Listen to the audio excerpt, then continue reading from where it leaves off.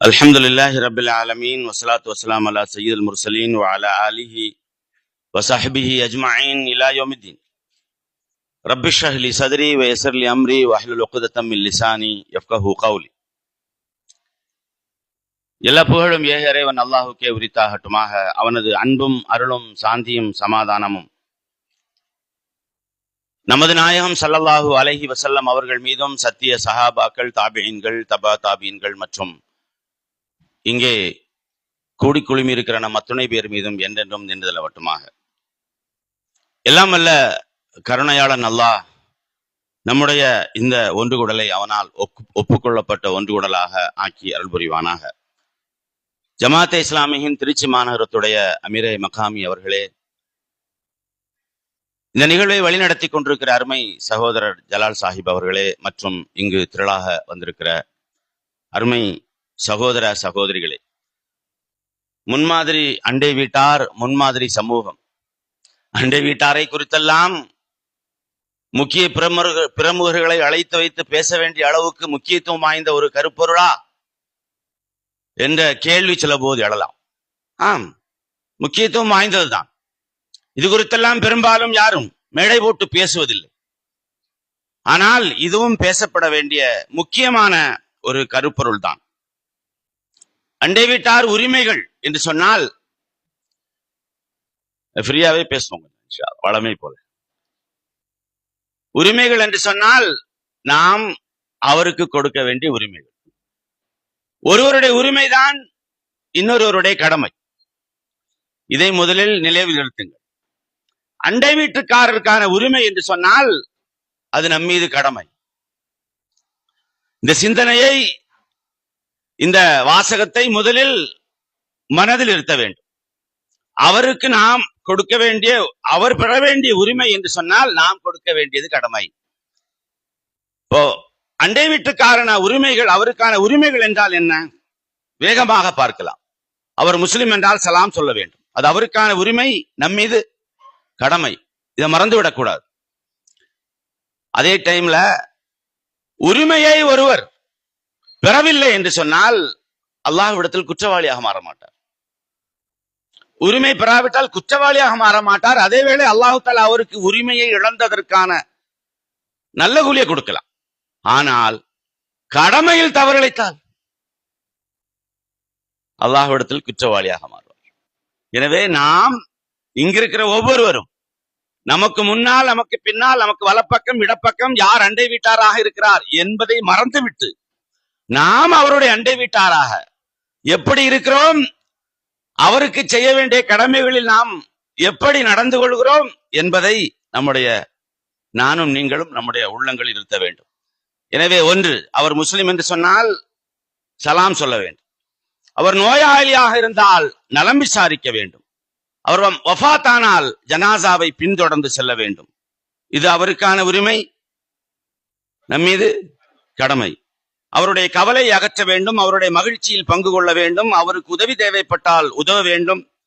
அவர் பசியோடு இருக்கிறார் என்று சொன்னால் பசியாற்ற வேண்டும். அவருக்கு தொந்தரவு கொடுக்க கூடாது. அதே வேளை அவர் தருகிற தொந்தரவை சகித்து கொள்ள வேண்டும். ரெண்டும் இருக்கு, முக்கியமானது. அவன் நல்ல மாதிரி நடக்கிறானா, அப்பதானே நான் நல்ல முறையில் நடந்துக்குவேன் என்றெல்லாம் பேசக்கூடாது.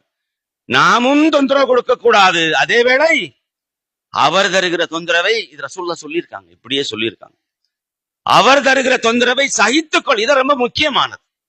நாம தொந்தரவு கொடுக்காம ஒதுங்கி இருக்கலாம், நல்லவனா, அது நல்லதுதான். ஆனால் அதை விட அவர் தருகிற தொந்தரவை சகித்துக் கொள்ள வேண்டும். அண்டை வீட்டா தருகிற தொந்தரவை சகித்துக் கொள்ள வேண்டும். இதெல்லாவற்றுக்கு மேலாக இவ்வளவு உரிமையும் அவருக்கு உண்டு என்பதை அவருக்கு தெரியப்படுத்த வேண்டும். அது கொஞ்சம் கஷ்டம். எப்படி நோட்டீஸ் போட்டு அடிக்கிறது இல்ல, இதெல்லாம் உண்டுங்கிறது நம்முடைய நடத்தை மூலம் அவருக்கு நாம் தெரியப்படுத்த வேண்டும். அருமை சகோதர சகோதரிகளே, மனிதனுக்கு தேவை வசிக்கும் இடத்தில் நிம்மதி. அப்படித்தானே? நிம்மதி இல்லாட்டி எவ்வளவு சம்பாரிச்சு என்ன செய்ய, என்ன வேலையில இருந்து என்ன செய்ய? மனிதனுக்கு வசிக்கும் இடத்தில் நிம்மதி தேவை. இந்த நிம்மதி இஸ்லாம் இரண்டு முறைகளில் உங்களுக்கு கிடைக்கும் என்று சொல்லுகிறது. ஒன்று மனைவி, இன்னொன்று அண்டை வீட்டு. ஒன்று மனைவி அல்ல, துணை. கணவன் என்றால் மனைவி, மனைவி என்றால் கணவன். ஒன்று துணை, அழகிய துணை, இன்னொன்று அழகிய அண்டை வீடு. இந்த இரண்டும் யார் கையில் இருக்கிறது? அல்லாஹ்வின் கையிலா, நமது கரங்களிலா? நமது கரங்களில் தான் இருக்கிறது. நாம் எப்படி நடந்து கொள்கிறோம் நம்முடைய துணையோடு, நாம் எப்படி நடந்து கொள்கிறோம் நம்முடைய அண்டை வீட்டாரோடு என்பதுதான். எனவே இந்த இரண்டும் சரியில்லை என்றால் கொஞ்சம் நிம்மதி பிரச்சனை தான். எனவே இதை நாம் மனதில் நிறுத்த வேண்டும். எனவே தான் அரபியில சொல்றாங்க, உத்ருபுல் ஜார கபிலத்தார். ஒரு வீட்டை கட்டுகிறீர்கள், ஒரு வீட்டை நீங்கள் வாங்குகிறீர்கள் விலைக்கு அல்லது வாடகைக்கு செல்கிறீர்கள் என்று சொன்னால் அதற்கு முன்பாக உங்களுடைய அண்டை வீட்டார் யார் என்று தெரிந்து வைத்துக் கொள்ளுங்கள் என்று சொல்லுகிறது. வீட்டை நீங்க வாங்குறதுக்கு முன்னாடி, வீட்டை வாடகைக்கு எடுக்கிறதுக்கு முன்னாடி அண்டை வீட்டை நீங்கள் தேர்ந்தெடுத்துக் கொள்ளுங்கள். அவரை பாருங்க, அவரோட பழக்கம் பிடிச்சுக்கோங்க என்று இஸ்லாம் சொல்லுகிறது. இஸ்லாம் என்றால் நிம்மதி, சாந்தி, அமைதி. அப்ப அந்த இஸ்லாத்தை பின்பற்றி இருக்கிற ஒரு முஸ்லிம் அமைதி தரக்கூடியவனாக இருக்க வேண்டும். நிம்மதி தர, அவனும் நிம்மதி பெற வேண்டும், அவன் அடுத்தவருக்கும் நிம்மதி கொடுக்க வேண்டும். வசிக்கும் இடத்தில், தன் குடும்பத்தில் அந்த நிம்மதியை, அந்த அமைதியை அவன் அடுத்தவருக்கும் கொடுத்து அவனும் பெற வேண்டும். இங்கே ஒரு வசனத்தை ஓதி காட்டினார், சூரத் நிசாவுடைய அண்டை வீட்டாரை குறித்த அழகிய வசனம். அதில் அல்லாஹு தஆலா ஆரம்பமாக சொல்கிறான், வஅபுதுல்லாஹ் வலா துஷ்ரிகு பிஹி ஷைஆ. இறைவனையே, அல்லாஹ்வே நீங்கள் வணங்குங்கள், அவனுக்கு இணை வைக்க வேண்டாம். முடிஞ்சிச்சு. இது ஒரு பாயிண்ட். அல்லாஹ்வே நீங்கள் வணங்குங்கள், அவனுக்கு இணை வைக்க வேண்டாம். உடனடியாக அல்லாஹு தஆலா சொல்கிறான், வபில் வாலிதைனி இஹ்சானா. நல்ல முறையில் நடக்க வேண்டியவருடைய பட்டியலை சொல்கிறான். அடுத்து, என்னை வணங்குங்கள், எனக்கு இணை வைக்காதீர்கள் என்று சொல்லிவிட்டு அவனுடைய தன்மைகளை குறித்து, அவனுடைய ஆற்றலை குறித்து, சிறப்புகளை குறித்து சொல்லாமல் யாரோடெல்லாம் நீங்கள் நல்ல முறையில் நடந்து கொள்ள வேண்டும் என்ற பட்டியலே சொல்கிறான். அதில் முதலில் அல்லாஹு தஆலா உங்கள் பெற்றோரோடு நல்ல முறையில் நடந்து கொள்ளுங்கள் என்று சொல்லுகிறான். அப்ப தன்னை வணங்குவதையும் பெற்றோரோடு நல்ல முறையில் நடந்து கொள்வதையும் ஒரே வசனத்தில், ஒரே சம அந்தஸ்தில் வைத்து அல்லாஹு தஆலா சொல்கிறான். யாரோடு நீங்கள் நல்ல முறையில் நடந்து கொள்ள வேண்டும் என்று பெற்றோரை சொல்லிவிட்டு அல்லாஹு தஆலா பணியாளர்கள், வேலைக்காரர்கள் என்று சொல்லிவிட்டு அடுத்ததாக சொல்லுகிறான், உங்கள் உறவினராக இருக்கிற அண்டை வீட்டாரோடு நீங்கள் நல்ல முறையில் நடந்து கொள்ளுங்கள். நல்ல முறையில் நடந்து கொள்ளுங்கள் என்று சொல்லப்படக்கூடிய வாசகம் இஹ்சான். இந்த வாசகத்தை அல்லாஹு தஆலா பெற்றோருக்கும் சொல்லுகிறான், அண்டை வீட்டுக்கு மாற்றவில்லை. கொஞ்சம் நல்ல முறையில் நடந்து கொள்ள, பெற்றோரோடு நீங்கள் எந்த அளவுக்கு தூரம், எந்த அளவு தூரம் நல்ல முறையில் நடந்து கொள்வீர்களோ அதே அளவுக்கு அண்டை வீட்டாரோடும் நீங்கள் நடந்து கொள்ளுங்கள். 3 விதமான அண்டை வீட்டை சொல்கிறான். பெற்றோரோடு நாம் எப்படி நடந்து கொள்வோம்?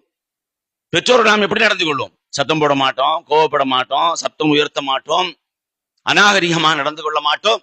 இதுதான் நீங்கள் அண்டை வீட்டாரோடும் நடந்து கொள்ள வேண்டும் என்று அல்லாஹு தஆலா சொல்கிறான். உறவினரான அண்டை வீட்டார், அந்நியரான அண்டை வீட்டார் என்று அல்லாஹு ஜல்ல ஷானு தஆலா இங்கே சொல்லுகிறான். 3 வகையாக அல்லாஹு தஆலா சொல்கிறான். இந்த அல்லாஹ்வுடைய வசனத்தின் அடிப்படையில் உங்களுடைய அண்டை வீட்டில் இருப்பவர், அவர் முஸ்லிமாக இருக்கலாம், முஸ்லிம் அல்லாதவராக இருக்கலாம், அவர் அண்டை வீட்டார் தான். நல்லவராக இருக்கலாம், கெட்டவராகவும் இருக்கலாம், நண்பனாக இருக்கலாம், துரோகியாக இருந்தாலும் அவன் அண்டை வீடுதான். அவனுக்கான நான் ஏற்கனவே ஆரம்பத்தில் குறிப்பிட்டு காட்டிய உரிமைகளை நீங்கள் கொடுத்தே தீர வேண்டும். உபகாரம் செய்பவனாக இருக்கலாம், தீங்கு செய்பவனாக இருக்கலாம், உறவினராக இருக்கலாம், அந்நியராக இருக்கலாம், ஒரே ஊரை சார்ந்தவராக இருக்கலாம், அடுத்த ஊரை சார்ந்தவராக இருக்கலாம், எல்லோரும் யார்தான்? அந்நியர் தான். இங்கே நான் இன்னொரு முக்கியமான விஷயத்தை நான் எடுத்து சொல்லி காட்ட ஆசைப்படுகிறேன். அண்டை வீட்டினுடைய உரிமைகள் என்று இங்கே பேசும்போது நாம் சுன்னத்தையோ நஃபிலையோ பேசவில்லை. அண்டை வீட்டு உரிமைகள் என்பது நான் கடமை என்று சொன்னேன், அது வாஜிப். நஃபில், சுன்னத் என்றால் உங்களுக்கு தெரியும், உபரி வணக்கங்கள் செய்தால் நன்மை கிடைக்கும், செய்யாவிட்டால் தண்டனை கிடைக்காது. ஆனால் வாஜிப் இது. அண்டை வீட்டு உரிமை என்பது வாஜிப்.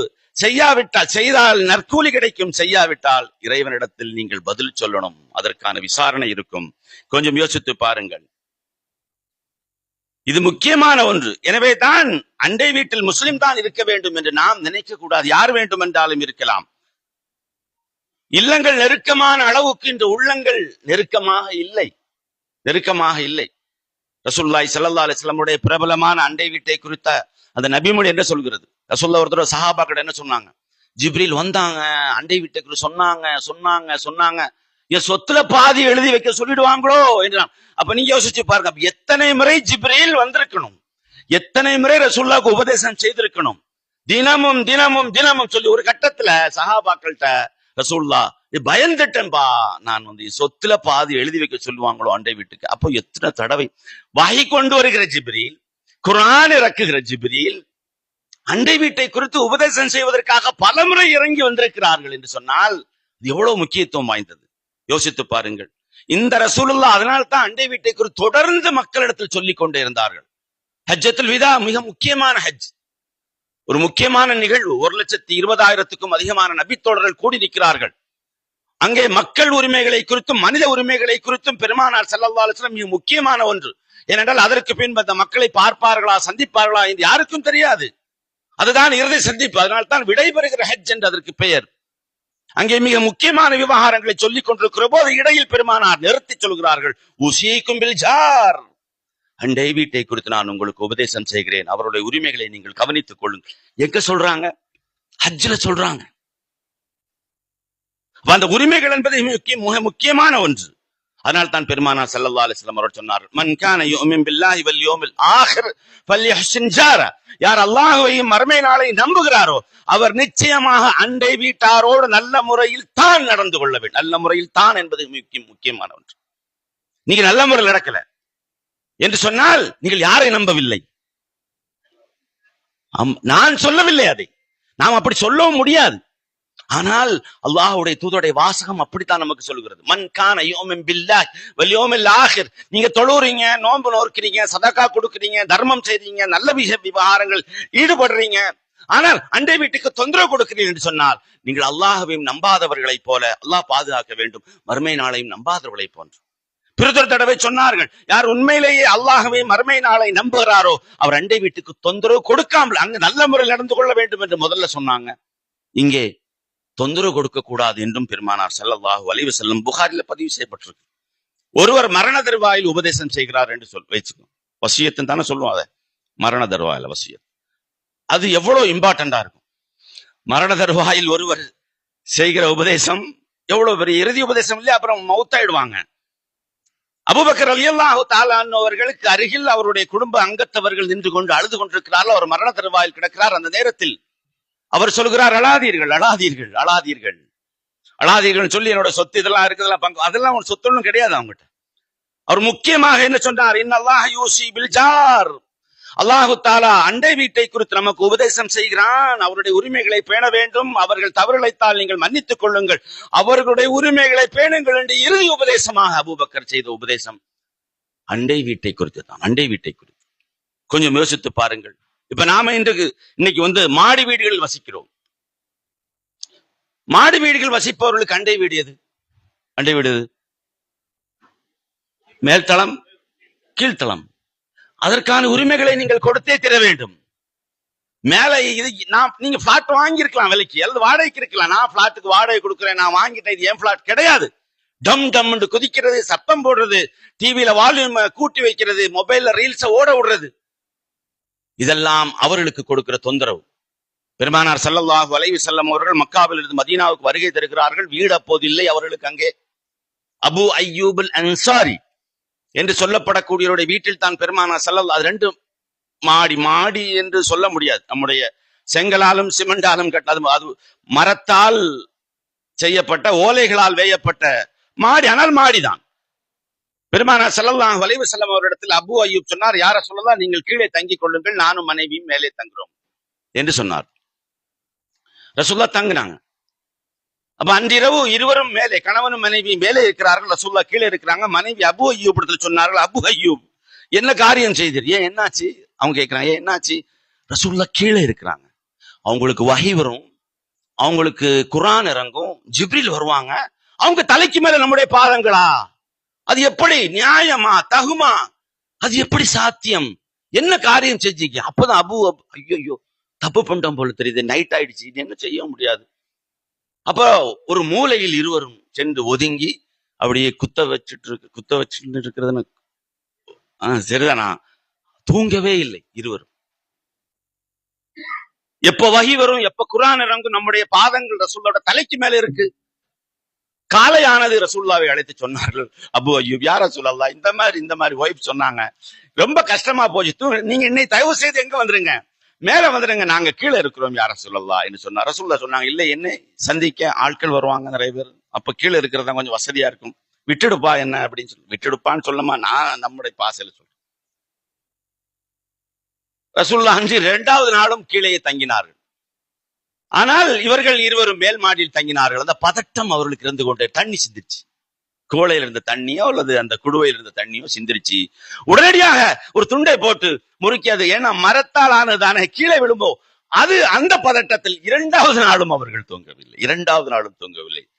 மறுநாள் காலையில் பெருமானா ஸல்லல்லாஹு அலைஹி வஸல்லம் அவர்களை சந்தித்து, யார சொல்லலாம், இனி என்னால் முடியாது, எங்களால் முடியாது, 2 நாட்கள் தாங்கள் தூங்கவில்லை, உங்களுக்கு என்னவா ஆயிடுமோ. அப்ப மேல் தளத்தை ரசூலுல்லாஹ் அதை அங்கீகரித்தார்கள். 3வது நாள் பெருமானா ஸல்லல்லாஹு அலைஹி வஸல்லம் மேல் மாடியில் சென்று தங்கினார்கள். அப்ப அங்கே கீழ்த்தளத்தில் தங்குபவர் அண்டை வீட்டுக்காரர், அவருக்கான உரிமையை கொடுக்க வேண்டும் என்று எக்ஸ்ட்ரா கேர் எடுக்கிறாங்க அவங்க, அபு அய்யூப் அன்சாரி அவர். அப்ப இது, இந்த உரிமைகளை நீங்கள் தளத்தில் மாடி வீடுகளில் தங்குகிறவர்கள் அந்த அண்டை வீட்டுக்கான உரிமைகளை நீங்கள் கொடுக்க வேண்டும். இப்ப நம்முடைய பொதுவா மனித மனங்களில், முஸ்லிம்களாகிய நம்முடைய உள்ளங்களில், நான் நல்லவனா கெட்டவனா, நான் நல்லவளா கெட்டவளா அப்படிங்கிற ஒரு கேள்வி இருக்கும் இல்ல. அது எப்படி தெரிஞ்சுக்கிறது? அப்படி அதுக்கு ஏதாவது வழி இருக்கா? நான் நல்லவனா கெட்டவனா அப்படி தெரிஞ்சுக்கிறது வழிதான் இருக்கா? அது சொர்க்கத்துக்கு போனாதான் தெரியும் இல்லையா? திருமதியில் ஒரு நபிமொழி இருக்கு, நான் அதை படித்த போது எனக்கு ரொம்ப ஆச்சரியமா போயிடுச்சு. ஒரு நபித்தோழர் வந்து ரசூலுல்லாஹ்ட்ட கேட்கிறாங்க, யா ரசூலல்லாஹ், நான் நல்லவனா என்பதை எப்படி தெரிந்து கொள்வது? பாருங்கள், இப்படி ஒரு கேள்வி வைக்கிறாங்க. அது அந்த அண்டை வீட்டை குறித்த எந்த அந்த அவருடைய அந்த சிந்தனையில் அதெல்லாம் போயிருக்காது. பெருமானார் ஸல்லல்லாஹு அலைஹி வஸல்லம் டெஃபினிஷன் சொன்னாங்க, இதா காலலக ஜீரானுக அந்த முஹ்சின் ஃபஅன்த முஹ்சின், அண்டை வீட்டுக்காரர் உன்னை குறித்து நல்லவன் என்று சொன்னால் நீ நல்லவன், அண்டை வீட்டுக்காரர் உன்னை குறித்து தீயவன் என்று சொன்னால் நீ தீயவன் என்று சொல்லி காட்டினார். ஷாக்கா இருக்கு அந்த ஹதீஸை படிச்ச போது. எனக்கு யோசிச்சு பாருங்க, எப்படி இருந்திருக்கும். பாஸ்போர்ட் என்கொயரி அல்லது வேற வெளியூர்ல உள்ளவர் நம்மளை குறிச்சு விசாரிக்க வருவாரு, அல்லது கல்யாண சம்பந்தங்கள், நம்மை குறித்து என்ன சொல்லுவாங்க அந்த அண்டை வீட்டுக்காரன், என்ன சொல்லுவாங்க அப்படின்னா நமக்கு சரி சிம்பிள், நமக்கு அழகாக புரியும் நாம் யாருன்னு சொல்லிட்டு என்ன சொல்லுவார்கள் என்று யோசித்து பாருங்க ஒரு கண நேரம். நம்ம குறித்து அவன் என்ன சொல்லுவான், இவன் என்ன சொல்லுவான் என்று. நாம் எப்படி நடக்கிறோங்கிறது எல்லாரையும் அல்ல. அப்ப யோசித்து பாரு, இந்த அளவு தூரம் உயரமான மதில் சுவர் கட்டி அவர்களுடைய காற்றையும் வெளிச்சத்தையும் தடுப்பது ஹராம். இஸ்லாம் ஃபத்வாவை கொடுத்திருக்கு. அண்டை வீட்டு அவருக்கு உரிமை இருக்கு. உங்க வீட்டு சோறு தான் நீங்க கட்டி எழுப்புறீங்க, ஆனால் காற்றும் வெளிச்சமும் அவருக்கான உரிமை. கார் பார்க்கிங் செய்து அப்படியே அவருடைய வீட்டுக்கு முன்னாடி குப்பைகளை கொண்டு கொட்டுவது, மணலை அள்ளி வைப்பது, பாட்டு சப்தம், டிவியுடைய வால்யூம் கூட்டி எல்லாம் தடை செய்யப்பட்டவை அண்டை வீட்டுக்கு. அதனாலதான் நாம என்ன சொல்றோம், நீங்களும் கொடுக்க கூடாது, அவங்களோட தொந்தரவை நீங்க சைத்துக் கொள்ளுற. பெருமானார் ஸல்லல்லாஹு அலைஹி வஸல்லம் அழகாக சொல்லி காட்டினார்கள். வீட்டு வேலைக்காக சாரம் கட்டுதல் என்று சொல்லுவாங்க. சாரம் தானே அதுக்கு சொல்றது, கம்பு கொட்டி இப்படி வச்சிருப்பாங்க, அதை சரிச்சு வச்சிருப்பாங்க, அதை கட்டுவாங்க. ரசூலுல்லாஹ் என்ன சொல்றாங்க தெரியுமா, லா யம்னு ஜாருன் ஜாரஹு யக்ரிஸு ஹஷ்பத்தன் ஃபீ ஜிதாரிஹி, ஒருவர் தன்னுடைய வீட்டு சுவரில் சாரம் கட்டுவதற்காக குச்சியையோ மரத்தையோ சாய்த்து வைப்பதன் மூலமாக அடுத்த வீட்டுக்கு தொந்தரவு கொடுக்க வேண்டாம் என்று சொல்கிறார்கள். அது சாரத்தால எவ்வளவு தொந்தரவு வரும் யோசிச்சு பாருங்க. ஒரு தொந்தரவு வராது. 2 சொன்னாங்க, சாரம் கட்டி அவருக்கு தொந்தரவு கொடுக்க வேண்டாம், அப்படி யாரேனும் எவரேனும் சாரம் கட்டினால் அதை அடுத்த வீட்டுக்காரர் தடுக்கவும் வேண்டாம். எப்படி சொல்லி இருக்காங்க பாருங்க. இவ்வளவு தூரம் உரிமைகள் இருக்கிறது. ஹசனுல் பஸ்ரி என்ற ஒருவர் இருந்தார். ஹசனுல் பஸ்ரி தாபி, சஹாபாக்களை பார்த்தவர், சஹாபாக்களிலேயே மிக உன்னதமானவர் ஹசனுல் பஸ்ரி ரஹ்மத்துல்லாஹி அலைஹி. ரசூலுல்லாஹ்வுடைய மனைவிமார்களால் வளர்க்கப்பட்டார், வளர்ப்பு பிள்ளை என்று கூட சொல்லலாம். அவருடைய அண்டை வீட்டுக்காரர் ஒரு யூதர். யூதர்னா உங்களுக்கு தெரியுமா, அந்த பிட்டர் எனிமீஸ் ஆஃப் இஸ்லாம், இஸ்லாத்துடைய பரம வைரிகள், எதிரிகள். அது வேற விஷயம். 30 வருட காலமாக ஹசனுல் பஸ்ரியுடைய அந்த அண்டை வீட்டுக்காரர் யூதராக இருந்தார். ஹசனுல் பஸ்ரி ஒரு தடவை நோய்வாய்ப்பட்டு படுக்கையில் கிடக்கிறார். அந்த அண்டை வீட்டுக்காரருடைய அந்த யூதருடைய மனைவி நலம் விசாரிக்க வருகிறார். ஹசனுல் பஸ்ரி ரஹ்மத்துல்லாஹி அலைஹி அவர்களை விசாரிக்க வந்து ஹசனுல் பஸ்ரியோட ஒய்ஃப் கிட்ட பேசிட்டு இருக்கிறாங்க. பேசி முடிச்ச பின்னாடி அவருடைய ரூமுக்கு போவதற்காக, அந்த ரூம்ல கிடக்கிறாங்க, அவங்க யூதர்கள் தானே, அதனால நலம் விசாரிக்கிறதை குறித்த கூடுமா கூடாதான் அந்த சப்ஜெக்ட் போயிடாதீங்க. அந்த அறைக்குள் நுழைய முற்பட்ட போது அங்கு துர்வாடை வீசுகிறது. அந்த அறையிலிருந்து, ஹசனுல் பஸ்ரி படுத்து கிடக்கிற அறையிலிருந்து, அப்போ மனைவிட்ட வந்து கேட்கிறாங்க, ஹசனுல் பஸ்ரியோட மனைவி, என்னாச்சு, மோசமான வாடை வருது, நல்லவர் இல்லையா அவரு? அந்த அம்மா சொன்னாங்க, ஹசனுல் பஸ்ரியோட ஒய்ஃப், உங்களுடைய வீட்டு யூதருடைய உங்கள் வீட்டு கழிவறையுடைய சுவர் உடைந்து அதிலிருந்து கழிவு நீர் லீக் ஆகி எங்கள் வீட்டு சுவர் வரை வருகிறது, எங்கள் வீட்டுக்குள்ள வருகிறது. 30 வருட காலமாக எனது கணவர் அதை சுத்தம் செய்து கொண்டிருந்தார். இப்போது நோய்வாய்ப்பட்டு படுக்கையில் படுக்கிறார். சுத்தம் செய்வதற்கு முடியவில்லை, அதனால் துர்வாடை வீசுகிறது. அப்ப அம்மா கேட்டாங்க, 30 வருஷமாகவா? 30 வருடமாக ஏன் சொல்லவில்லை? ஏன் எங்களிடத்தில் இதை சொல்லவில்லை? அப்பா ஹசனுல் பஸ்ரி தன் மனைவியை அழைத்து என்னை உட்கார வைங்கள் என்று சொல்லிவிட்டு சொன்னார்கள், லைஸ ஹுஸ்னுல் ஜிவாரி கஃபுல் அதா வலாக்கின் ஹுஸ்னுல் ஜிவார் அஸ்ஸபுர் அலல் அதா. அண்டை வீட்டுக்கு தொந்தரவு கொடுக்காமல் இருப்பது மட்டுமல்ல, அண்டை வீட்டுக்கான உரிமை அவர்கள் தருகிற தொந்தரவையும் சகித்துக் கொள்வதல்லவா அண்டை வீட்டுக்கான உரிமை என்றல்லவா எங்கள் நபி ஸல்லல்லாஹு அலைஹி வஸல்லம் சொல்லி இருக்கிறார்கள். அதனால்தான் நான் உங்களுக்கு அறிவிக்கவில்லை என்று சொன்ன போது அந்த கணவனும் மனைவியும், அந்த யூத கணவனும் மனைவியும் இஸ்லாத்தை தழுவினார். அருமை சகோதரர்களே, ஆனா நம்ம இன்னைக்கு அண்டை வீடுகள் எல்லாம் சண்டை வீடுகளாக, கைப்பட்டால் குற்றம், கால்பட்டால் குற்றம். நாம மனிதர்கள் தான், ஆனால் நாம கொஞ்சம் படித்தவர்கள், மேம்பட்டவர்கள். அந்த மேம்பட்ட நாகரிகம் நம்முடைய நடத்தையில் இருக்க வேண்டும். அண்டை வீட்டுக்கான உரிமைகள் அப்படித்தான். வல்லதி நஃப்ஸி பியதி லா யுமினு அப்துன் ஹத்தா யுஹிப்பு லிஜாரிஹி மா யுஹிப்பு லினஃப்ஸிஹி. தனக்கு விரும்புவதை தன் அண்டை வீட்டுக்கும் விரும்பாதவரை ஒருவர் உண்மையிலேயே ஈமான் கொண்டவராக மாற முடியாது என்று சொன்னார். இவ்வளவு தூரம் நம்மளால போக முடியாது. நான் எனக்கும் என் பிள்ளைகளுக்கும் என் குடும்பத்துக்கும் என்னெல்லாமோ விரும்புவேன், அதெல்லாம் அண்டை வீட்டுக்காரருக்கு விரும்ப முடியுமா? ஆனா மேக்சிமம் லெவல்ல நீங்க பண்ணலாமே. அதனால தான் ரசூலுல்லாஹ் சொன்னாங்க, உங்களுடைய குழந்தைகளுக்கு நீங்கள் ஏதேனும் பண்டமோ பழங்களோ வாங்கி வந்தால் முடிந்தவரை என்ன செய்யுங்கள், நீங்க என்ன செய்யுங்க, கொடுங்க. கொடுக்க முடியலன்னா என்ன செய்யுங்க? ரசூலுல்லாஹ் என்ன செய்வாங்க? கொடுக்க முடியவில்லை என்ன, எப்படி வாங்கிட்டு வரணும்? மறைத்து வாங்கிவார். ஏன் அந்த குழந்தைகளுடைய மனசுல ஏக்கம் வரும், அவருக்கு வாங்குறதுக்கு வழி இருக்காது, அவர் ஏழையாக இருப்பார், வறுமையில் இருப்பார். எப்படி சொல்லி இருக்கிறாங்க பாருங்க பெருமானார் ஸல்லல்லாஹு. அதனாலதான் பெண்களை பார்த்து என்ன சொன்னாங்க? பெண்களுக்கு என்ன சொன்னாங்க? ஆட்டுக்கால் சூப்பா குழம்பு வச்சாலும் என்ன செய்யுங்க, கொஞ்சம் தண்ணியை ஊத்துங்க. ஆட்டுக்கால் சூப்பெல்லாம் யாராவது இரவல் இனாமாக கொடுப்பார்களா? கொஞ்சம் யோசித்து பாருங்க, கொடுக்க மாட்டாங்க. அப்படி அது ஒரு அற்ப பொருளாக நாம் கருதுகிற ஒரு சூப்பு இல்லை. அந்த வீட்டுல பசியோடு இருக்கலாம், பட்னியோடு இருக்கலாம். அப்படி உங்களுடைய தொடர்புகளை நீங்கள் ஏற்படுத்திக் கொள்ளுங்கள். அப்படியா தண்ணியை ஊத்தி கொடுங்க என்று இறை தூதர் ஸல்லல்லாஹு அலைஹி வஸல்லம் அவர்கள் சொன்னார். இன்றைய இளைய தலைமுறை ஒரு வகையாக உருவாகி வருகிறது. இன்றைய இளைய தலைமுறை அவர்களுக்கு அண்டை வீடு மட்டுமல்ல, அந்த வீட்டுல யார் இருக்கா, அவர் என்ன தொழில் செய்கிறார், அவருடைய பேர் என்ன. பெரும்பாலும் நகரங்களில் இதெல்லாம் ஒரு அந்நிய தன்மையாக மாறிவிட்டது. எங்கேயோ பார்த்திருக்கிறேனே உங்களை, இந்த ஊருப்பா, ஒரு ஊரு பேரை சொல்லி, அப்படியா, அந்த ஊர்ல இந்த தெரு, நானும் அந்த தெரு தான்ப்பா, நானும் தெரு. எங்க இருக்க தெருல எந்த வீடு? 25ஆம் நம்பர், நான் 23ல இருக்கிறேன்பா. ஐய 23லயா? அதான் எங்கேயோ பார்த்த மாதிரி. இந்த மாதிரி தான் போயிட்டு இருக்கு. இப்ப இந்த இளைய தலைமுறைக்கு அமெரிக்காவை தெரிகிறது, ஆப்பிரிக்காவை தெரிகிறது, அண்டார்டிகாவை தெரிகிறது, எல்லாம் தெரிகிறது. ஆனால் அண்டை வீட்டை குறித்து தெரிவது எல்லாம் மொபைல் எல்லாம். அமெரிக்கக்காரனை தெரிஞ்சு வச்சு நீ என்ன பண்ண போற? நல்லதுதான், தெரிஞ்சு வச்சுக்கோ. ஆனா அண்டை வீட்டுக்காரனை தெரிந்து வைத்துக்கொள். அவனை தெரிந்து சொல்லி காட்டினாங்களே, அவன் தான். இப்ப நமக்கு ஒரு உதவி, ஒரு ஆபத்து என்றால் உறவினர் வருவதற்கு முன்னால் யாரு வருவா? அண்டை வீட்டுக்காரங்க தானே வருவாங்க.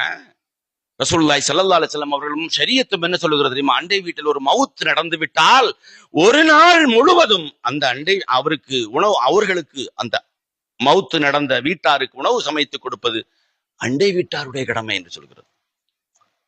யோசிச்சு பாரு, அந்த அளவு தூரம் நம்ம பண்ணுவோமா? கடமைன்னு சொல்லுது. ஜாஃபர் ரலியல்லாஹு தஆலா அன்ஹு மூத்தா போரில் ரோமில் மரணம் அடைகிறார்கள். ரசூலுல்லாஹ் ஓடி வந்தார்கள் ஜாஃபருடைய வீட்டுக்கு. இஸ்னாஊ லி ஆலி ஜாஃபர் தஆமன் ஃபஇன்னஹு கத் அதாஹும் அம்ருன் ஷகலஹும். ஜாஃபருடைய அண்டை வீட்டுக்காரரை பார்த்து சொன்னார்கள், ஜாஃபருடைய குடும்பத்தாருக்கு உணவு சமைத்துக் கொடுங்கள், பெரும் சோதனை அவர்களை சூழ்ந்திருக்கிறது என்று அண்டை வீட்டை குறித்து பெருமானார் ஸல்லல்லாஹு அலைஹி வஸல்லம் சொன்னாங்க. நாம அட்லீஸ்ட் அவனுக்கு நடந்தா நமக்கு என்னங்கிற மாதிரி தான் நடந்துக்கிறோம் பெரும்பாலும், அல்லாஹ் அருள் செய்த மக்களை தவிர. எங்க ஊர்ல ஒரு ட்ரெண்ட் இப்ப மாறி வருது. கேரளாவிலிருந்து அந்த வீசிய அந்த காற்றின் அலை என்ன தெரியுமா?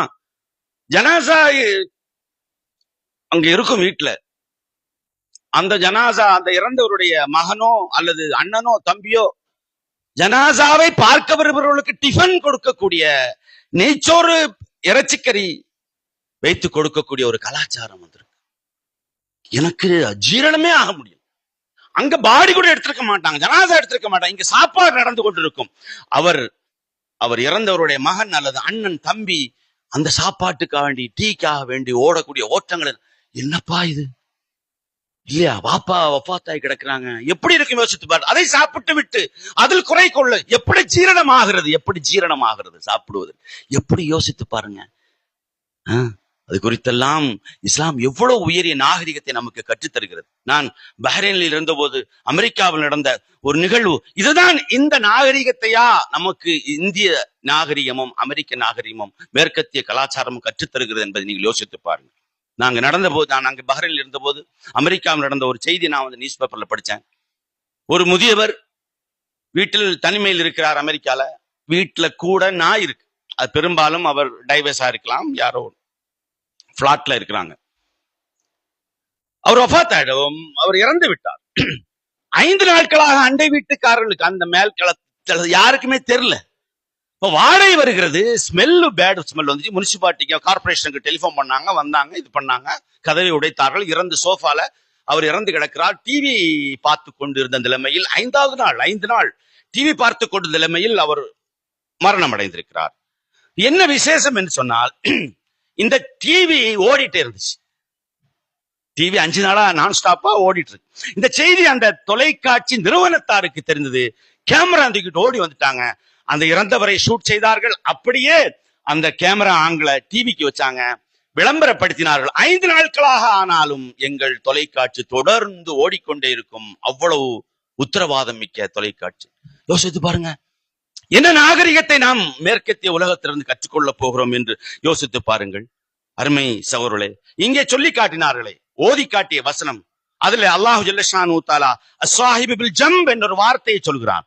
உங்களுடைய உறவினரான அண்டை வீட்டார், உங்களுடைய பக்கத்து அண்டை வீட்டார், அடுத்ததாக அல்லாஹு தஆலா மூன்றாவதாக பக்கத்து நண்பர் என்று சொல்கிறான். பக்கத்து நண்பர் என்றால் யார்? அது யாரு? பக்கத்து நண்பர். அவர் அண்டை வீட்டுக்கான உரிமைகளை பெறுகிறார். பக்கத்து நண்பர் என்பதற்கு ஒரு என்ன விளக்கம் கொடுக்கிறார்கள் தெரியுமா? பயணத்தில் உங்களோடு இருப்பவர். நீங்க எங்க இருந்து மதுரை போறீங்க அல்லது நீங்க வந்து சென்னை போறீங்க, 2 hours 5 hours, அந்த 5 மணி நேரமும் உங்களுக்கு அருகில் இருப்பவர் அண்டை வீட்டுக்காரருக்கான உரிமையை பெறுகிறார். அதைத்தான் அல்லாஹு ஜல்லஷானு தஆலா சொல்றார். ஒரு ஊருக்கு அடுத்திருக்கிறவர் அந்த அண்டை ஊர், ஒரு நகரத்திற்கு அடுத்திருப்பவர் அண்டை நகரம், ஒரு நிகழ்ச்சியில் உங்களோடு அருகில் இருப்பவர் அண்டை வீட்டுக்காரருக்கான உரிமையை பெறுகிறார். அவரை நீங்க தொந்தரவு பண்ணக்கூடாது, அவருக்கு டிஸ்டர்ப் பண்ணக்கூடாது. நீங்க ட்ரெயின்ல போய் பாருங்க, 2 மணிக்கு 3 மணிக்கெல்லாம் நைட்ல மிட் நைட்ல மொபைல போட்டு லைட்ட போடுற யாரை குறித்தும் கவலை இல்லை. எப்படிப்பட்ட நாகரிகத்தை கட்டமைக்க விரும்புகிறார்கள் நீங்கள் பாருங்க. இஸ்லாம் எப்படிப்பட்ட நாகரிகத்தை நமக்கு சொல்லித் தருகிறது பாருங்க. கொஞ்சம் யோசித்து, ஒரு பயணத்தில் ஒரு நிகழ்வில் உங்களுக்கு அருகில் இருப்பவர் அண்டை வீட்டுக்காரருக்கான உரிமையை பெறுகிறார் என்று சொன்னால், அவருக்கு தொந்தரவு கொடுக்க கூடாதுன்னு சொன்னால், இதை அப்படியே நீங்க ஸ்டாப் பண்ணி வச்சுட்டு கரூருக்கு வாங்க. 41 உயிர்கள் பறிபோயின. 41 உயிர்கள் பறிபோயின.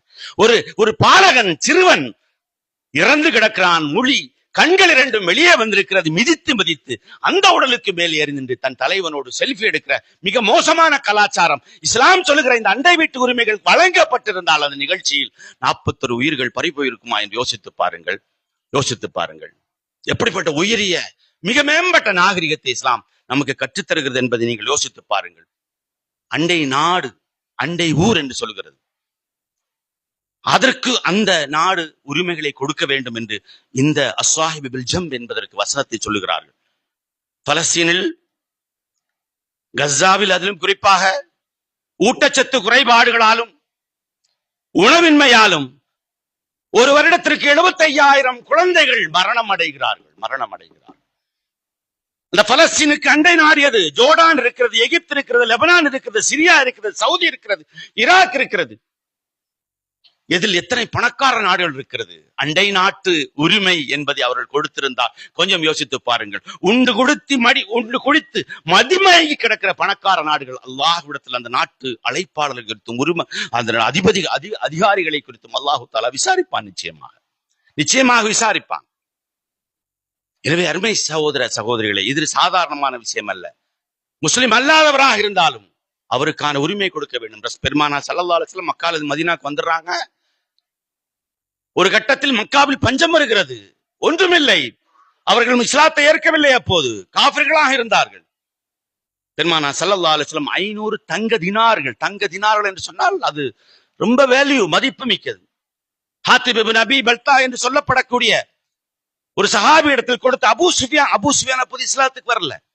அபூ சுஃபியான் இடத்தில் கொண்டு கொடுங்கள், அவர் கோதுமை வாங்கி மக்களுக்கு விநியோகிக்கட்டும், இந்த பணத்தின் மூலம் தற்போது அந்த பட்டினியை அவர்கள் நீக்கட்டும், இனி பணம் வந்தால் நான் தருகிறேன் என்று சொன்னார்கள். பெருமானா ஸல்லல்லாஹு அலைஹி வஸல்லம் அவர்களை கொலை செய்வதற்கு முயன்றவர்கள், ஊரை விட்டு விரட்டி அடித்தவர்கள் காஃபிர்கள் இல்லை, அது அண்டை நாடு. நம்முடைய தலைவர்கள் எல்லாம் அப்படித்தான் இருந்திருக்கிறார்கள். நம்முடைய ஆட்சியாளர்கள் எல்லாம் அவன் முஸ்லிம் அவன் இல்லை. உமர் இப்னு அப்துல் அசீஸுடைய ஆட்சி காலத்தில் யூதர்கள், அண்டை வீட்டில் இருக்கக்கூடிய யூதர்கள் கைது செய்யப்பட்டது அபராதம். வெளிநாட்டுக்கு போன போது அவர்களை கைது செய்து விட்டார். யூதர்கள் இஸ்லாத்தின் எதிரிகள். அவர்கள் இஸ்லாத்தின் எதிரிகளா நண்பர்களா என்பதல்ல, அவர்கள் அண்டை வீட்டை சார்ந்தவர்கள். அபராத தொகை செலுத்தி அவர்களை விடுதலை வாங்கினார்கள் உமர் இப்னு அப்துல் அசீஸ் அவர்கள். தன்னுடைய மௌத்தின் போது உமர் இப்னு அப்துல் அசீஸ் அண்டை வீட்டுக்காரர் கிறிஸ்தவர். மௌத்தின் போது அவர் எப்படி நடந்து கொண்டார்?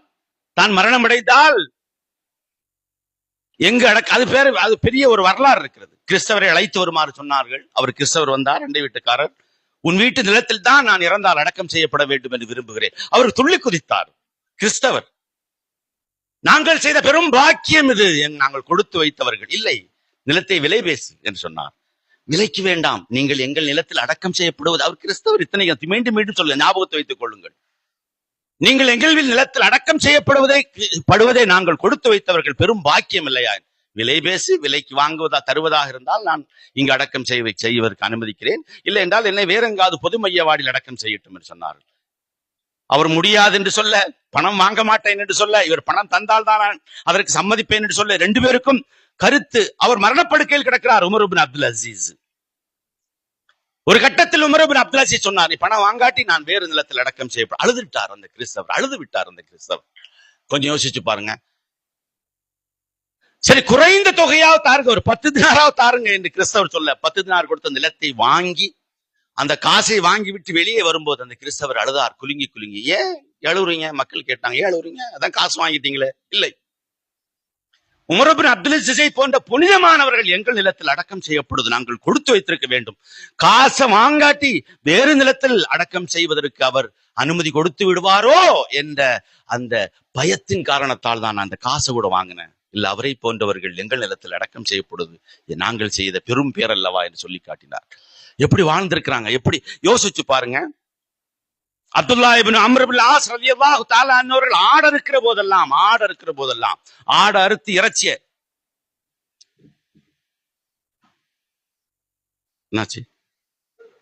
ஆடு அறுத்து இறைச்சி ஏழைகளுக்கு எல்லாம் கொடுக்கிற போதெல்லாம் அதை தலிஜாரின் அல் யஹூதி, நம்முடைய அண்டை வீட்டு யூதனுக்கு கொடுத்தியா என்று 3 முறை கேட்பார்.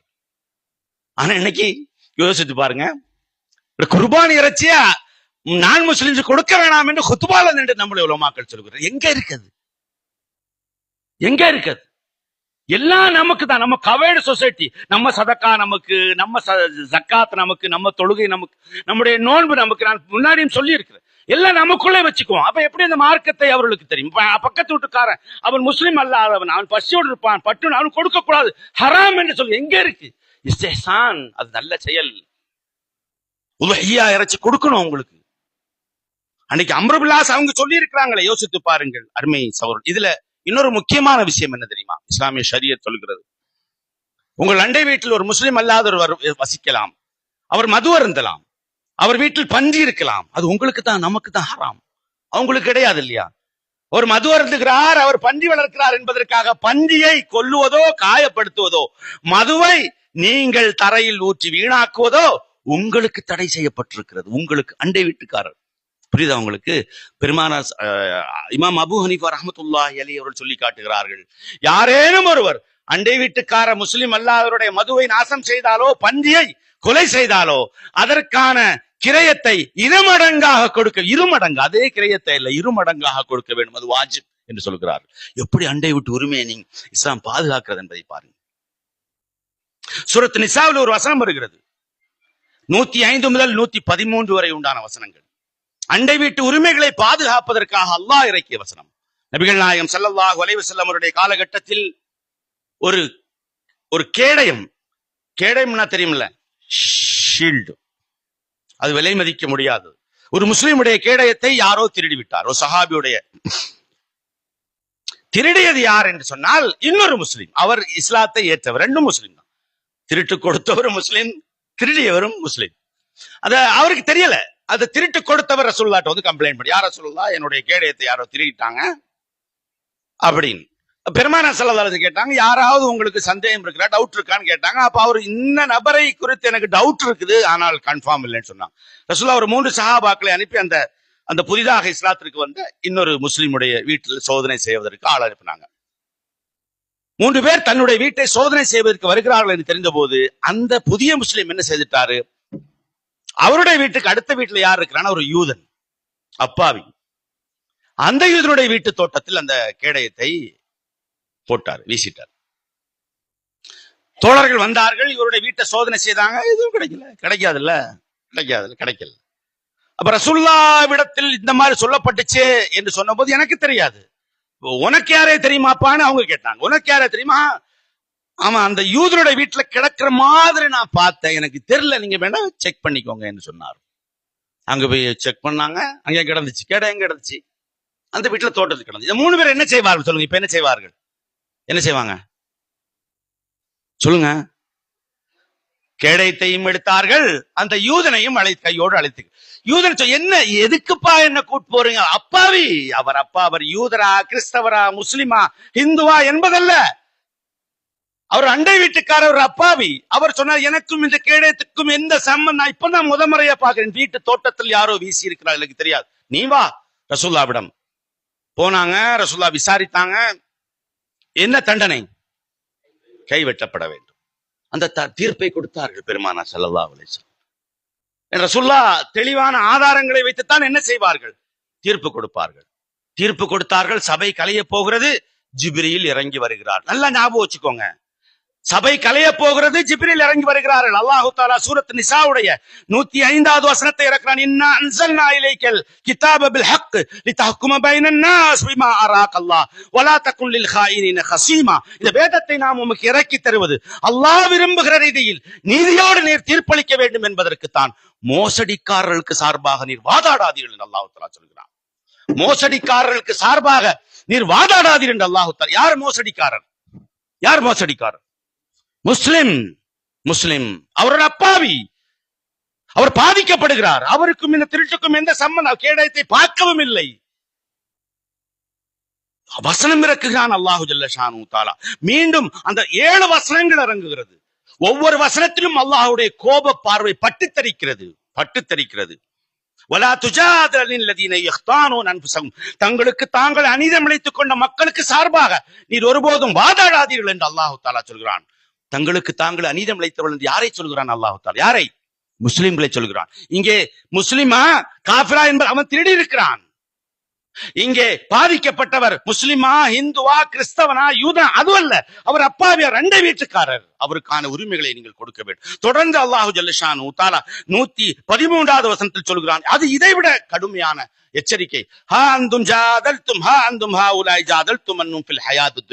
இந்த உலகத்தில் இந்த மோசடிக்காரர்களுக்கு சார்பாக நீங்கள் வாதாடினீர்கள், இது சரி இருக்கட்டும். மறுமையில் அல்லாஹ்வின் சன்னிதானத்தில் இவர்களுக்கு சார்பாக யார் அல்லாஹ்விடத்தில் வாதாடுவார் என்று அல்லாஹ் தஆலா கேட்கும். இங்க வாதாடிட்டீங்க, அவங்களை நிரபராதின்னு சொல்லிட்டீங்க, ஒரு அப்பாவி குற்றவாளின்னு சொல்லிவிட்டீர்கள், பரவாயில்லை. அல்லாஹ்வுடைய சன்னிதானத்தில் மறுமையில் இன்னொரு விசாரணை இருக்கிறது அல்லவா, அங்கு இன்னொரு நீதிமன்றம் இருக்கிறல்லவா, அங்கே அல்லாஹ்வே சாட்சி சொல்லக்கூடியவன், அல்லாஹ்வே நீதிபதி. அங்க போய் எப்படி யோசித்து பாருங்க. அந்த வசனம் இறங்கியது, அந்த யூதன் கைவிட்டப்படுவதற்கு காப்பாற்றப்பட்டான். இங்கே நான் மீண்டும் சொல்கிறேன், 7 வானங்களுக்கு மேலிருந்து ஒரு அண்டை வீட்டுக்காரனுடைய உரிமை பாதுகாக்கப்பட வேண்டும் என்பதற்காக வசனம் இறங்குகிறது. அப்ப அண்டை வீட்டு உரிமை என்பது நஃபிலா, சுன்னத்தா, வாஜிப். அதை நாம் மறந்துவிடக் கூடாது. 2 விதமாக நாம் அண்டை வீட்டுக்கான உரிமைகளை பேண வேண்டும் என்று நான் உங்களுக்கு சொன்னேன். ஒன்று நேர்மறை, இன்னொன்று எதிர்மறை. அதுல நேர்மறை எதிர்மறை. நேர்மறை உதவி, எதிர்மறை உதவி. நேர்மறை உதவி என்றால் நீங்க டிஸ்டர்ப் பண்ணக்கூடாது. எதிர்மறை அவர்கள் தருவதை சகித்துக் கொள்ள வேண்டும். அது இஸ்லாம் சொல்லுகிறது. முடிந்தவரை நாம மனிதர்கள் மேக்சிமம் லெவல் அவ்வளவுதான். அண்டை வீட்டுக்கான உரிமைகளை பேணுவதன் மூலமாக சொர்க்கத்துடைய அருள் பாக்கியம் நமக்கு கிடைக்கும்.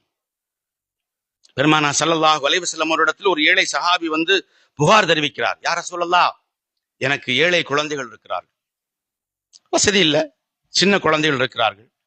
என்னோட அண்டை வீட்டுக்காரர் அவர் ஒரு முஸ்லீம் தான், அவர் முஸ்லீம் என்றால் முனாஃபிக், அவர் நயவஞ்சகர், முஸ்லீமுடைய போர்வையில் இருக்கிறார்.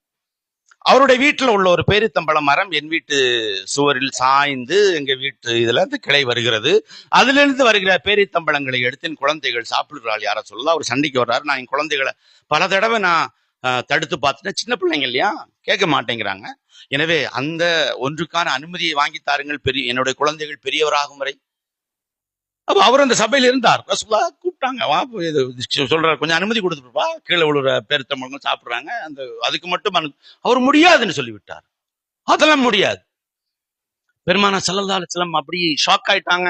பெருமானா ஸல்லல்லாஹு அலைஹி வஸல்லம் அவர்கள் சொல்லி காட்டினார். கேட்டார் அவர்கிட்ட, சரி அந்த பேரித்தம்பழ மரத்தை நீ கொடு, உனக்கு அதற்கு பகரமாக சொர்க்கத்தில் ஒரு மரத்தை நான் உனக்கு வாக்களிக்கிறேன். அப்படின்னா என்ன அர்த்தம்? சொர்க்கத்துல ஒரு மரமா சொர்க்கத்தை வாக்களிக்கிறாங்களா? இந்த மரத்தை தந்தால் சொர்க்கம் போவாய், அங்க உனக்கு மரம் உண்டு என்று சொன்னார். அவர் நயவஞ்சகர் இல்லையா, சொர்க்கம் எப்ப சாவுறது, எப்ப சொர்க்கத்தை பார்க்கறது, எப்ப அதுல உண்மையாங்கிறதே அவருக்கு தெரியாது. முடியாது என்று ஒரே அடியாக மறுத்து விட்டார். முடியாது. ரசூலுல்லாஹ் என்ன செய்ய முடியும்? ஒண்ணும் செய்ய முடியாது. சபை கலைகிறது. அந்த சபையில் அபூ தஹ்தா ரலியல்லாஹு தஆலா உத்தம சஹாபி, மதீனாவிலேயே 600க்கும் மேற்பட்ட பேரித்தம்பழ மரங்கள் கொண்ட தோட்டத்துக்கு சொந்தக்காரர், நீரூற்று, குளுமை, மதீனாவில் பிரபலமான தோட்டம் அது எல்லோருக்கும் தெரியும். அந்த அபூ தஹ்தா ரசூலுல்லாஹ் வந்து கேட்டாங்க, யா ரசூலல்லாஹ், அந்த ஒரு பேரித்தம்பழத்தை வாங்கி இந்த அண்டை வீட்டுக்காரர் கொடுத்தா சொர்க்கத்துல ஒரு மரம் கிடைக்கும் சொன்னீங்களே, அந்த மரத்தை எனக்கு நீங்கள் வாக்களிப்பீர்களா? யாராக இருந்தாலும் வாக்களிப்பேன், யாராக இருந்தாலும் வாக்களிப்பேன். அந்த அபூ தஹ்தா நேராக அந்த நயவஞ்சக முனாஃபிக் என்று சொல்லப்படக்கூடிய அவருடைய வீட்டுக்கு சென்றார். கதவை தட்டினார். நீண்ட வரலாறு. நான் யார் என்று தெரியுமா? தெரியுமே. இது அபூ தஹ்தா தெரியுமா? மதீனாவில் எனக்கு ஒரு தோட்டம் இருக்கிறது தெரியுமா? அதுவும் தெரியுமே, பிரபலமான தோட்டம், எல்லோருக்கும் அதனோட கண்ணு இருக்கிறது. உன்னுடைய இந்த பேரித்தம்பழ மரத்தை, அந்த அண்டை வீட்டில் சாய்ந்து நிற்கிறதல்லவா அந்த பேரித்த மரத்தை நீ எனக்கு தருகிறாய்? தரமாட்டேன்னு சொன்னார். தரமாட்டேன்னு சொன்னார்.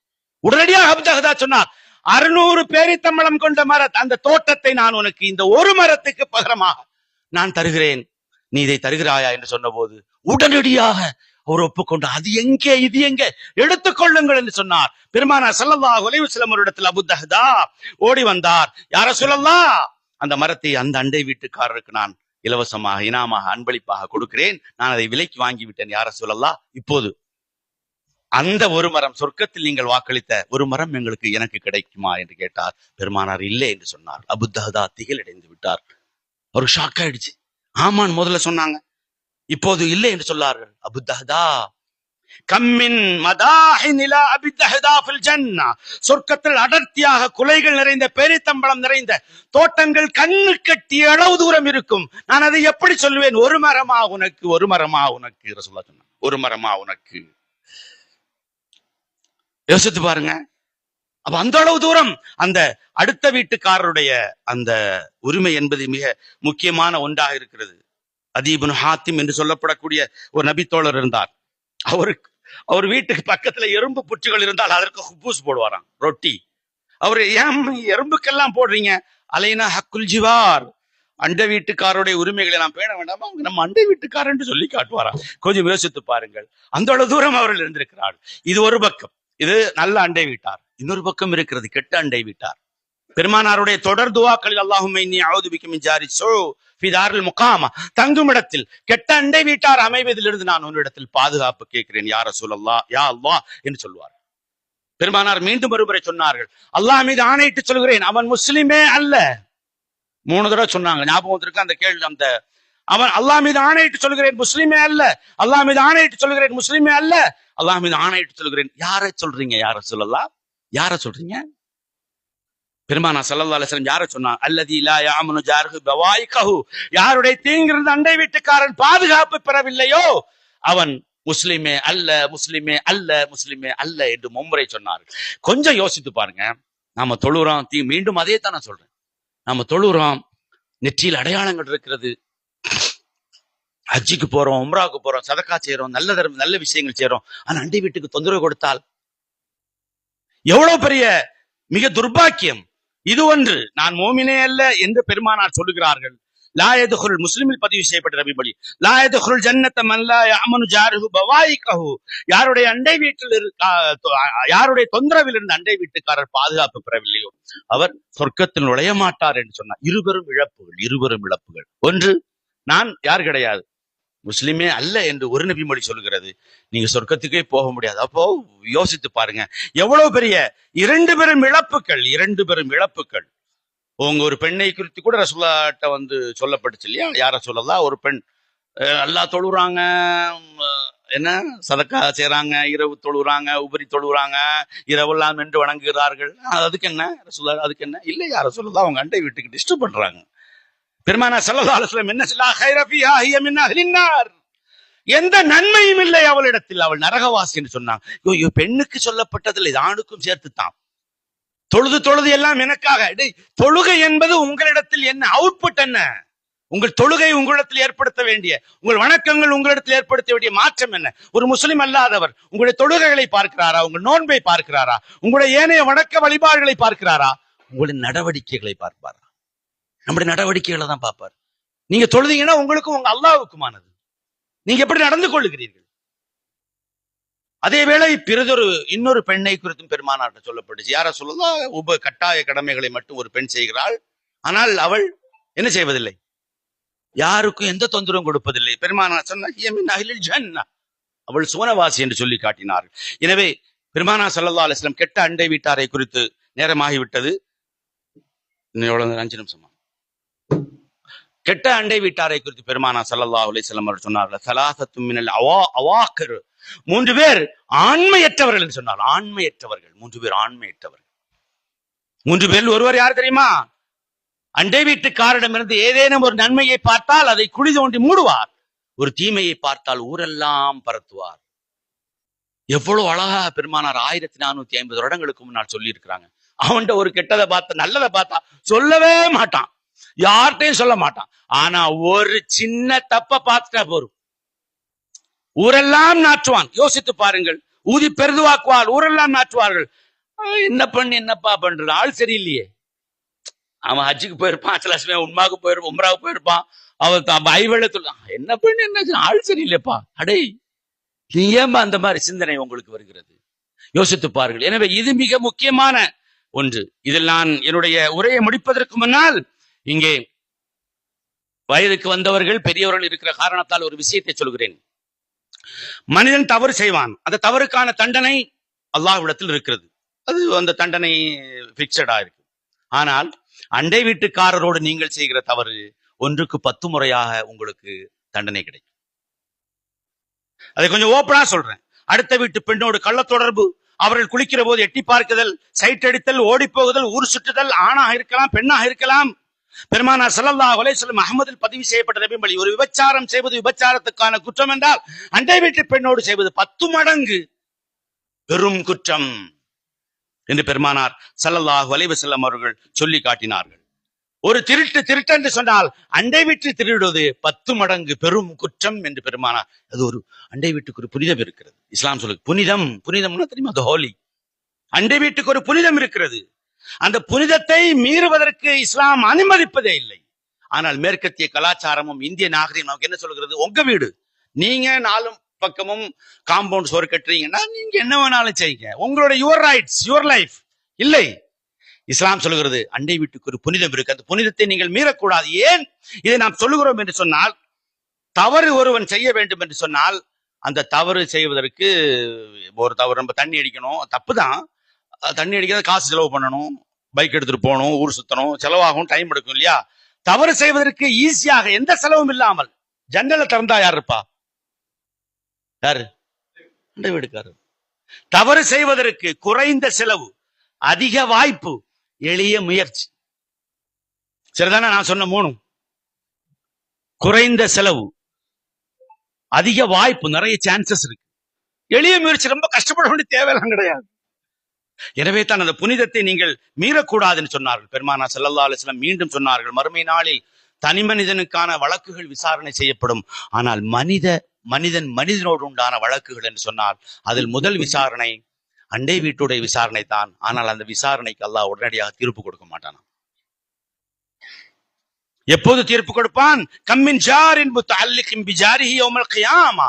அண்டை வீட்டு வழக்கை விசாரிக்கிற போது அல்லாஹு தஆலா எத்தனை அண்டை வீட்டு வழக்குகள் தான் தள்ளி வைக்கப்படுகிறது, தொங்கலில் விடப்படுகிறது தெரியுமா? பெருமானா சொன்னார்கள், தொங்கல் விடப்படுகிறா வாய்தா வாய்தா வாய்தா, அங்க வாய்தா. எல்லா மக்களுக்கும் தீர்ப்பு கொடுத்து முடியும் வரை இந்த அண்டை வீட்டு பிரச்சனை உள்ளவர்கள் என்ன செய்யணும்? வெயிட் பண்ணிட்டு இருக்கணும். இன்னா லில்லாஹி வ இன்னா இலைஹி ராஜிஊன். கொஞ்சம் யோசித்து பாருங்கள். பெருமானா ஸல்லல்லாஹு அலைஹி வஸல்லம் ஒரு போருக்கு செல்கிறார்கள். திடீரென்று போர் திரும்பி நின்று தோழர்களை பார்த்து சொன்னார்கள், அண்டை வீட்டுக்கு தொந்தரவு கொடுத்தவர் எம்முடன் இந்த போருக்கு வர வேண்டாம் என்று சொன்னார்கள். யோசிச்சு பாரு, கடன் வாங்கினவர் தான் வரக்கூடாதுன்னு சொல்லுவாங்க ரசூலுல்லாஹ். கடன் வாங்கினவர் யாராவது கடன் கொடுக்காம இருந்தீங்கன்னா வராதீங்கன்னு. அப்போது ஒரு சஹாபி சொன்னார், யா ரசூலல்லாஹ், நான் 2 நாட்களுக்கு முன்னால் அண்டை வீட்டு சுவரில் சிறுநீர் கழித்திருக்கிறேன். பெருமானா ஸல்லல்லாஹு அலைஹி வஸல்லம் தஸ்பிஹனல் யௌம், இன்று என்னோடு போருக்கு நீ வர வேண்டாம் சொன்னாங்க. கொஞ்சம் தபரானில் எப்படி யோசிச்சு பாருங்க. அது ஒரு அன்றைய காலகட்டத்தில் அது அவ்வளவு பெரிய குற்றச்செயல் அல்ல. அந்த வீட்டுக்காரர் கூட தெரிந்திருக்காது அது இவர் சிறுநீர் கழித்தாரா இல்லையா என்றெல்லாம். எனவே இதுல நாம மிக முக்கியமான ஒரு விஷயத்தை நாம் முன்மாதிரி அண்டை வீட்டார், முன்மாதிரி சமூகம். ஏன் இவ்வளவு தூரம் இந்த இஸ்லாம் இந்த அண்டை வீட்டுக்கு முக்கியத்துவம் கொடுக்கிறது? முஸ்லிம் என்பவன் தனி மனிதனாக தனித்து வாழ்வதற்காக இங்கே அவன் வந்தவன் அல்ல. தனி மனிதன் என்பவன் அல்ல அவன். நான் ஒரு உண்மை முஸ்லிம், என்னை சார்ந்திருக்கிற அந்த சமூகம் அந்த மாதிரி கட்டமைக்கப்பட வேண்டும். அவன் அண்டை வீட்டுக்கான உரிமை கொடுக்கிற போதுதான் அவர்கள் இஸ்லாத்தை புரிந்து கொள்வார்கள். அவர் முஸ்லீமாக இருந்தால் நல்ல முஸ்லீமாக வாழ்வார்கள். ஒரு சமூகம் கட்டமைக்கப்பட வேண்டும். அப்படித்தான் அந்த காம்பவுண்ட் வரும், அப்படித்தான் வரும். அதற்காகத்தான் இந்த இஸ்லாம் இவ்வளவு தூரம் அண்டை வீட்டுக்கு முக்கியத்துவம் கொடுக்கிறது. அருமை சகோதரர்களே, பெருமானா ஸல்லல்லாஹு அலைஹி வஸல்லம் அவரிடத்தில் ஒரு சஹாபி வந்து சொன்னார், யா ரசூலல்லாஹ், எனக்கு ஒரு அண்டை வீட்டுக்காரர் இருக்கிறார். அவர் அதிகமாக டிஸ்டர்ப் தர்றார், தொந்தரவு பண்றாரு. எவ்வளவு தூரம் தொந்தரவு தர முடியுமோ அவ்வளவு தூரம் தொந்தரவு தருகிறார். நபிகள் நாயகம் ஸல்லல்லாஹு அலைஹி வஸல்லம் அவர்கள் சொன்னார், ஃபஸ்பிர். ஃபஸ்பிர்னா என்ன அர்த்தம்? பொறுமையா இருந்துகொள். அவர் ஒன்னும் சொல்ல போயிட்டார்.